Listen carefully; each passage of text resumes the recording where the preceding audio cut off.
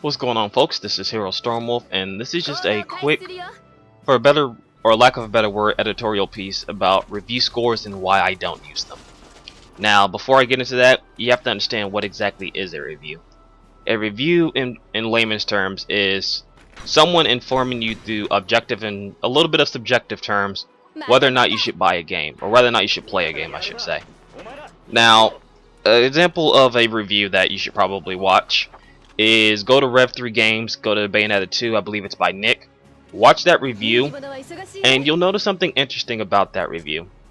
Throughout that entire review, he informs you what was good about the game, what was bad about the game, his experience with the game, and at the end he tells you whether or not you should pick up the game.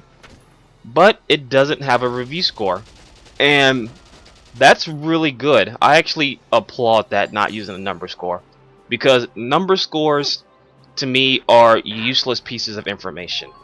It's just a number. It doesn't tell you what was good or bad about the game, whether the game had problems. It tells you nothing like that. It's simply a number. For example, if you was to walk up to me right now, it says, "Hey, how you doing? How's Dragon Age Inquisition?" "Oh, it's about a 7." What does that tell you? Now, I know, of course, this is just, in literal, everyday conversation, so a number score may be more useful in those terms, but okay. So if someone asks me, okay, what's your review about Dragon Age? Oh, it's about 7.5. How does that help them? What does that tell them about the game? What does that tell them if it's good or bad? You're just giving them an arbitrary number.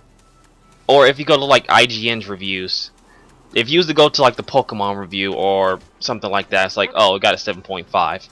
But why did Pokemon get a 7.5? Why does this Pokemon game get that score?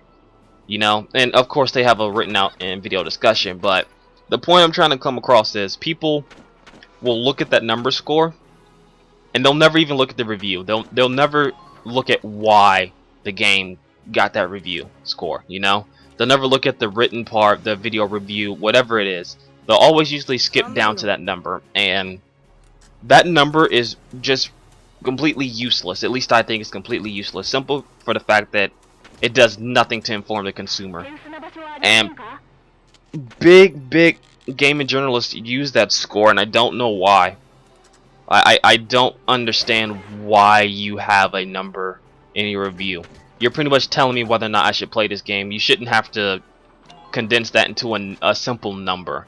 And for the websites that use like the point system, like the 7.3, the 7.6, the 7.7, what the fuck does that even mean? What's a 0.7? Like that, again, that makes no sense. The whole number system in general makes no sense. I think it's very arbitrary. I think it's very useless information. I think it's just something that people try and hide behind, but they never even look at the review. I don't understand it. I don't understand its reasoning. But if you've looked at my reviews, starting back from Resident Evil 4 up until the most recent, which is Lord to the Fallen, I don't use number scores. I refuse to use number scores in my videos. Now, if you go to the website, there is a number score there, but that's because the editor-in-chief, wanted to add a number score to reviews. That's not what I think of it. That's just trying to condense it again, and I think it's pretty silly. That's just trying to condense what I say in the video to a number, and that number really doesn't do anything.